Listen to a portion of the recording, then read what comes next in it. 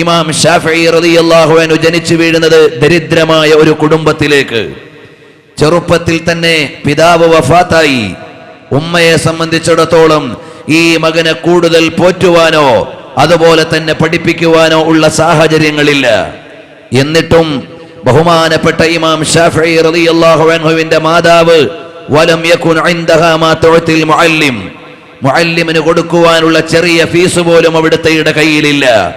എന്നാൽ ഫഹമലതിനി ഇലാ മക്ക, അവിടുന്ന് എന്നെ പഠിപ്പിക്കണമെന്ന അത്യാഗ്രഹത്തോടെ അസ്കലാൻ എന്ന പ്രദേശത്തു നിന്നും മക്കയിലേക്ക് കൊണ്ടുവന്ന് അവിടെയുള്ള വൈജ്ഞാനിക സദസ്സിൽ ചേർത്ത് പഠിപ്പിക്കുവാൻ പ്രിയപ്പെട്ട മാതാവ് തീരുമാനിച്ചു. ഒരുപാട് ചരിത്രപരമായ പശ്ചാത്തലങ്ങളെയും പിന്നാമ്പുറങ്ങളെയും വിശദീകരിക്കാതെയുള്ള ഒരു പ്രദക്ഷിണമാണ് ഇവിടെ നാം നടത്തുന്നത്. അപ്പോൾ ബഹുമാനപ്പെട്ട ഇമാം ഷാഫിഈ റളിയല്ലാഹു അൻഹു മക്കയിലേക്ക് വൈജ്ഞാനിക പഠനത്തിന് വേണ്ടി കടന്നു വരുമ്പോ മഹാനവർകൾ പിൽക്കാലത്ത് പറഞ്ഞതായി ബഹുമാനപ്പെട്ട ഇമാമുൽ ബൈഹഖി മനാഖിബുശ് ഷാഫിഈയിലും ഇമാമുർ റാസി അവിടുത്തെ മനാഖിബുശ് ഷാഫിഈയിലും അതുപോലെ മഹാന്മാരായ ചരിത്രകാരന്മാരെല്ലാം എടുത്തുദ്ധരിച്ചതായി കാണാം. ഞാൻ പരിശുദ്ധമായ ഖുർആൻ പഠിക്കാൻ വേണ്ടി പാഠശാലയിലേക്ക് ചെല്ലുമ്പോ എനിക്ക് ഉസ്താദിന് കൊടുക്കാനുള്ള ഫീസ് ഇല്ലാത്തതിന്റെ പേരിൽ ക്ലാസ്സിൽ കയറാൻ ഒരു തടസ്സമുണ്ടായിരുന്നു. എന്നാൽ മറ്റുള്ള വിദ്യാർത്ഥികൾക്ക് പറഞ്ഞു കൊടുക്കുന്നത് കേട്ട് അവരെക്കാൾ ഭംഗിയായി ഞാൻ പഠിച്ചപ്പോൾ എന്റെ ഉസ്താദ് എന്നോട് പറഞ്ഞു, ലാ യഹില്ലു ലി അൻ ആഖുദ മിൻക ശൈആ, അല്ലയോ മോനെ, നീ എന്റെ ദർസിൽ ഇരുന്ന് പഠിച്ചോ, എനിക്ക് പരാതിയില്ല, നിന്നിൽ നിന്ന് ഒരു ഫീസും വാങ്ങുന്നത് ശരിയല്ല, പക്ഷേ എന്നെ ഒന്ന് സഹായിക്കണം. ഞാൻ ഇടയിൽ വെച്ച് ക്ലാസ്സിൽ ഇല്ലാതെ വരുമ്പോ മോൻ ആ ക്ലാസ് ഒന്ന് ശ്രദ്ധിക്കണം. ആ ഒരു ഡിമാൻഡിൽ മാത്രം ഇമാമുന ഷാഫിഈ റളിയല്ലാഹു അൻഹുവിനെ അവിടുന്ന് വൈജ്ഞാനിക സബരയുടെ ഔദ്യോഗിക പാഠശാലയിലേക്ക് സ്വീകരിക്കുകയാണ്. മഹാനവർകൾ പറയുകയാണ്, ഞാൻ വേഗം അവിടുന്ന് പരിശുദ്ധമായ ഖുർആനിന്റെ പാഠങ്ങൾ പഠിച്ചു. 7ാമത്തെ വയസ്സായപ്പോഴേക്ക് ബഹുമാനപ്പെട്ട ഇമാമുന ഷാഫിഈ റളിയല്ലാഹു അൻഹു പരിശുദ്ധമായ ഖുർആൻ മുഴുവനും മനഃപ്പാഠമാക്കി. എന്ന് മാത്രമല്ല, മഹാനായ ഷാഫിഈ ഇമാം റളിയല്ലാഹു അൻഹു നടക്കുന്ന വഴികളിലെല്ലാം എല്ലാവരും ശുഭലക്ഷണം പറയുകയാണ്. ഈ കുട്ടി ആരാണ്? ഈ കുട്ടി ഏതാണ്? ആരുടെ മകനാണ്? എവിടെ നിന്നുള്ളതാണ്?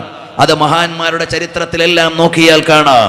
അബൂ ഹനീഫ ഇമാം റളിയല്ലാഹു അൻഹുവിന്റെ ചരിത്രത്തിൽ നിന്ന് കഴിഞ്ഞ പ്രാവശ്യം നാം പറഞ്ഞിട്ടുണ്ട്. ഇമാം മാലിക് റളിയല്ലാഹു അൻഹുവിന്റെ ചരിത്രത്തിൽ സമാനതകളുണ്ട്. മുഹീദ്ദീൻ അബ്ദുൽ ഖാദിർ ജീലാനി റളിയല്ലാഹു അൻഹുവിന്റെ ചരിത്രത്തിൽ സമാനതകളുണ്ട്. അഹ്മദുൽ കബീർ അർ-റിഫാഇ റളിയല്ലാഹു അൻഹുവിന്റെ ചരിത്രത്തിലുണ്ട്. അവരെല്ലാം ബാല്യത്തിലെ അവരുടെ മുഖപ്രഭാവം കാണുമ്പോ വേർതിരിവും വകതിരിവുമുള്ള മഹാന്മാരായ ആളുകൾ അവരെല്ലാം വായിച്ചെടുത്തു. നാളെയുടെ ചരിത്രത്തെ നയിക്കേണ്ട ആളുകളാണ്.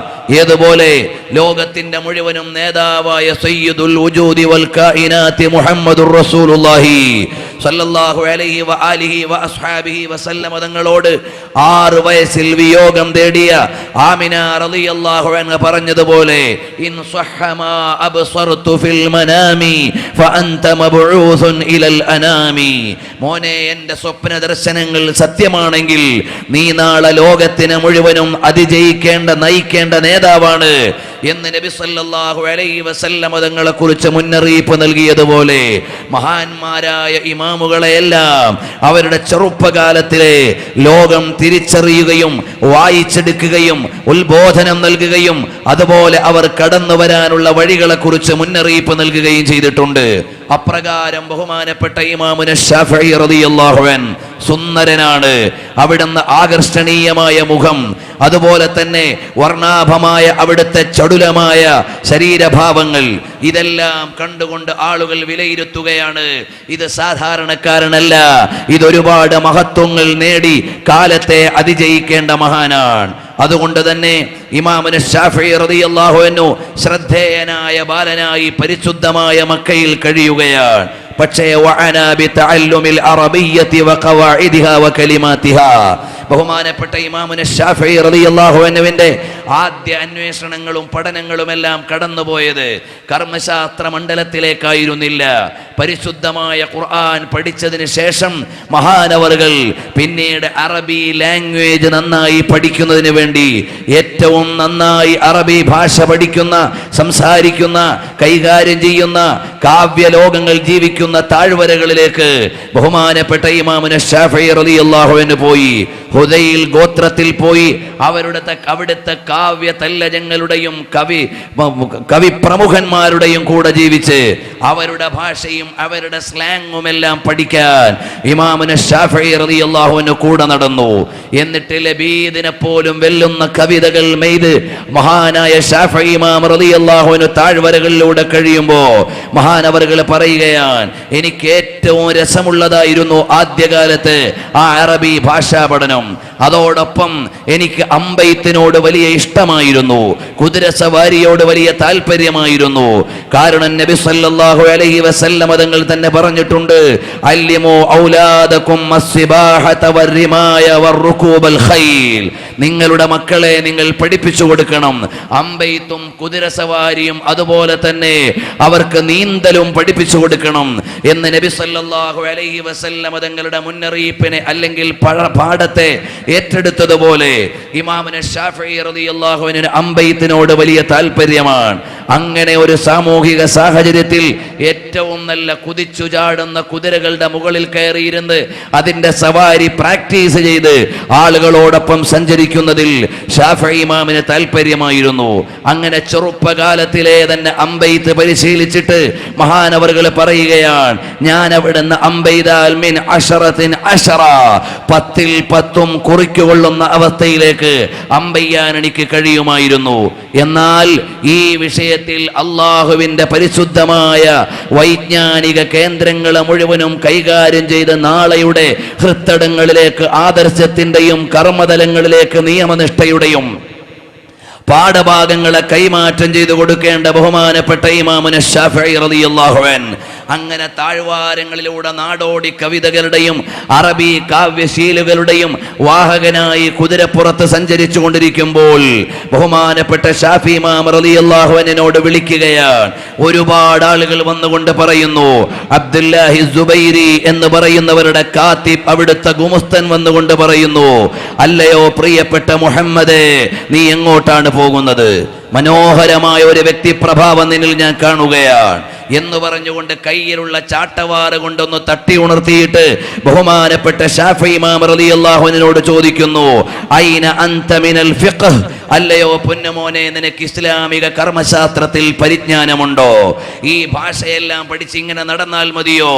ഈ കവിതയുടെയും ഭാഷാ കൈകാര്യത്തിന്റെയും മേഖലയിൽ മാത്രം നിന്നാൽ മതിയോ എന്ന് ശാഫിഈ ഇമാം റളിയല്ലാഹു അൻഹുവിനോട് ചോദിക്കുമ്പോ ഇമാമുന ശാഫിഈ റളിയല്ലാഹു അൻഹു പറയുന്നു, ഞാൻ ഇപ്പോൾ പഠിക്കുന്നത് അറബി ഭാഷയാണെങ്കിലും അതിൻ്റെ കവിതയാണെങ്കിലും അള്ളാഹുവിൻ്റെ പരിശുദ്ധമായ ദീനിൻ്റെ നിയമങ്ങളടങ്ങുന്ന വിജ്ഞാനത്തിലേക്കുള്ള സഹായമാണ് ഞാൻ പഠിച്ചുകൊണ്ടിരിക്കുന്നതെന്ന് ശാഫിഈ ഇമാം തങ്ങൾ മറുപടി പറയുമ്പോൾ മഹാനവറുകളോട് പറയുകയാണ്, മോനെ,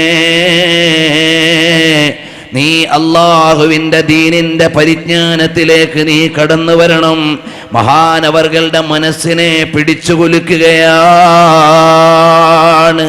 അപ്പോൾ ഫസാറ ബിമുജാലസതി മുസ്ലിം ബിൻ ഖാലിദ് സിഞ്ചി, പരിശുദ്ധമായ ഹറമിന്റെ പരിസരത്തിരുന്ന് വൈജ്ഞാനിക ചക്രവാളത്തിന്റെ ചക്രം തിരിച്ചുകൊണ്ടിരിക്കുന്ന ബഹുമാനപ്പെട്ട മുസ്ലിം ബിൻ ഖാലിദ് റളിയല്ലാഹു അൻഹുവിന്റെ സദസ്സിലേക്ക് ഓടിച്ചെന്നുകൊണ്ട് ബഹുമാനപ്പെട്ട ശാഫിഈ ഇമാം റളിയല്ലാഹു അൻഹു അവിടുത്തെയുടെ വിജ്ഞാനങ്ങൾ പകരാൻ തുടങ്ങുകയാണ്.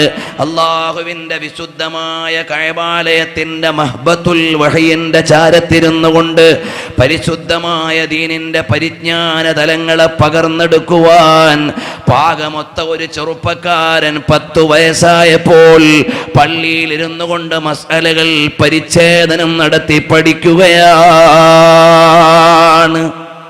ബഹുമാനപ്പെട്ട മാലിക് ഇമാം റളിയല്ലാഹു അൻഹു മദീനയിൽ ദർസ് നടത്തുകയാണെങ്കിലും അവിടുന്ന് പ്രവഹിക്കുന്ന ഹദീസ് പരമ്പരകളുടെ അലയൊലികൾ മക്കയിലെ പള്ളിയിൽ ചർച്ച ചെയ്യുകയാണ്. മാലിക് ഇമാം റളിയല്ലാഹു അൻഹുവിന്റെ മുവത്ത മക്കത്ത് ചർച്ച ചെയ്യപ്പെടുമ്പോ ശാഫിഈ ഇമാം റളിയല്ലാഹു അൻഹു ആ മുവത്തയിലെ ഹദീസ് മുഴുവനും മക്കയിൽ ഇരുന്ന് 10 വയസ്സായപ്പോൾ 12,000 ഹദീസ് മനപ്പാഠമാക്കുന്നു. ആ പരിശുദ്ധമായ ഹദീസ് പരിജ്ഞാനത്തിന്റെ അവഗാഹത്തിലൂടെ മക്ക മസ്ജിദിന്റെ അകത്തളത്തിൽ ഇരിക്കുമ്പോഴാണ് ഇടയിൽ വെച്ച് ഇടവഴിയിലൂടെ ഒന്ന് നടന്നു പോകുമ്പോ പ്രചോദനം എന്ന നിലക്ക് ഒരാൾ ചോദിക്കുകയാണ്, മിൻ ഐന അൻത യാ സ്വഹിബീ, മോനെ ആരാണ്, നിന്നെ ഒന്ന് പരിചയപ്പെടുത്തി തരണം. ബഹുമാനപ്പെട്ട ശാഫിഈ ഇമാം റളിയല്ലാഹു അൻഹു പറയുന്നു, മിൻ അഹ്ലി മക്ക, ഞാൻ മക്കക്കാരനാണ്. എവിടെയാണ് മോനെ ഇപ്പൊ നീ താമസിച്ചു കൊണ്ടിരിക്കുന്നത്? ഞാൻ ഖൈഫിന്റെ താഴ്വരയിലാണ് താമസിക്കുന്നത്. നിന്റെ കബീലേതാണ്? ഞാൻ അബ്ദുമനാഫിൽപ്പെട്ടയാളാണ്. ബഹിൻ ബഹിൻ, അല്ലയോ മോനെ ശ്രദ്ധിക്കണം. അല്ലാ ജഅൽത ഫഹമക ഹാദാ ഫിൽ ഫിഖ്ഹി, നീ നിന്റെ ഈ പരിജ്ഞാനത്തിന് പറ്റുന്ന പാകപ്പെടുന്ന മനസ്സിലാക്കുവാനും ഉൾക്കൊള്ളുവാനുമുള്ള നിന്റെ ദിഷണയും നിന്റെ വിവേകവുമെല്ലാം അള്ളാഹുവിന്റെ പരിശുദ്ധമായ ഇൽമിന് വേണ്ടി വിനിയോഗിച്ചിരുന്നെങ്കിൽ എത്ര നല്ലതായിരുന്നു.